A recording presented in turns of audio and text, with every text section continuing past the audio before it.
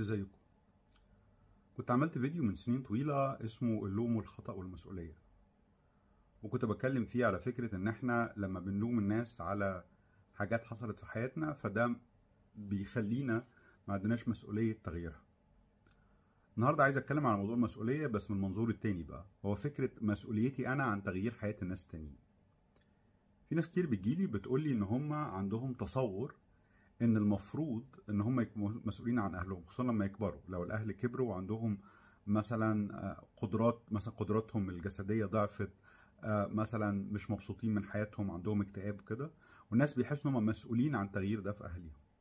هو الحقيقه احنا مش مسؤولين عن تغيير اي حاجه في حياه اهالينا، احنا ممكن نساعد اهالينا. في فرق كبير قوي بين ده وده. مساعده معناها ان انت مسؤول عن تغيير حياتك وانا مجرد بديك مساعده، انما المسؤوليه معناها ان انا شايل مسؤوليه تغيير حياتك. فده معناه ان حياتك لو ما اتغيرتش ان انا هلوم نفسي على عدم تغييرها. وطبعا المسؤوليه لازم تكون مرتبطه ارتباط مباشر بالقدره على اتخاذ القرار. فانا ما اقدرش اخد قرارات بالنيابه عن اهلي طالما هم عندهم القدره العقليه ان هم يعملوا حاجات زي كده.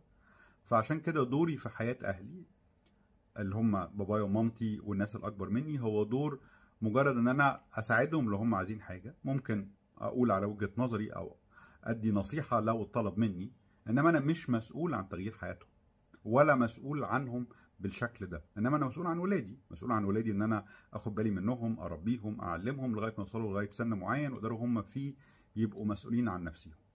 فدي حاجه مهمه، ان لازم الناس تبقى عارفه ان في فرق بين ان انا اكون مسؤول وده عن نفسي وعن ولادي، وحتى عن البارتنر بتاعي. المسؤوليه هنا مسؤوليه مشتركه، ان انا بحاول اساعده وهو بيحاول يساعدني. انما فكره المسؤوليه عن الاهل فده بتبوظ العلاقه بعد شويه، لان انا مش مسؤول عن اهلي، واهلي ناس كبار وناضجين وعاشوا في الحياه اكتر مني ومده اطول مني، فقدرتهم على اتخاذ قراراتهم لازم تفضل محفوظه على طول. ما ينفعش ان انا عشان شايف نفسي احسن او عندي علم اكتر اتخيل ان انا مسؤول عن تغيير حياه اهلي.